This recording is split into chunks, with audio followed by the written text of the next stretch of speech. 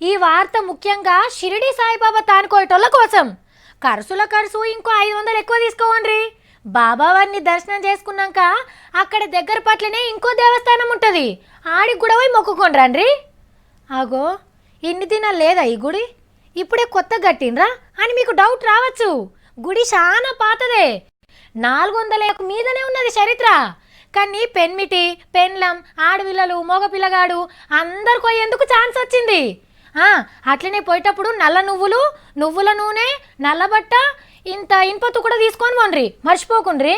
అంటే ఆడ కూడా దొరుకుతాయి కానీ ఇప్పుడు రేట్లు ఎక్కువ కావచ్చు. మరి మొత్తానికి ఆడోళ్ళకు పట్టిన శని వదిలినట్టే పోన్రి. శని దేవుని గుళ్ళకు మహిళలను కూడా ఓనియాలని ఆర్డర్ వేసింది బొంబాయి హైకోర్టు. ఎవ్వలన్న అడ్డం పడితే గుంజుకపోయి 6 నెలలు జైల్లో కూడా పెడతారట. దేవుడు అందరికి దేవుడే గాని ఆడోళ్ళకో దేవుడు, మొగోళ్ళకో దేవుడు అని ఉంటాడు అని గట్టిగానే అరుచుకుందట కోర్టు. గుళ్ళల్లా మగ పెత్తనం మీద లడాయి సురు చేసిన బేబీ కటింగ్ అక్కకు ఫస్ట్ పాదం మోపే ఛాన్స్ ఇస్తే బాగుంటది. మా కూదిబత్తిలు ముట్టేరాదా, కొబ్బరికాయలు కొట్టరాదా, ప్రసాదం పంచి పెడతారాదా అని చిన్న గొట్లాడిందా. మరి మహారాష్ట్రలోనే త్రయంబకేశ్వరం శివుని గుడి కాడ మొగోళ్ళు దేవుని దర్శనం చేసుకొని వచ్చేదాకా ఆడోళ్ళు బట్టలు కావాలి, బ్యాగుల కావాలుండే బాధ తప్పినట్టే.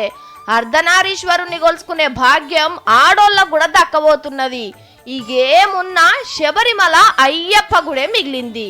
సుప్రీంకోర్టులో ఈ కేసు కూడా నడుస్తున్నది. ఇది కూడా మాకు అనుకూలంగానే తీర్పొచ్చుడు ఖాయం అనిపిస్తున్నది. తీన్మార్ వార్తలలోకి రాని ఇసోంటి గుళ్ళు ఆచారాలు ఇంకెక్కడన్నా ఉంటే ఈడికి ఇడిచిపెట్టుండ్రి.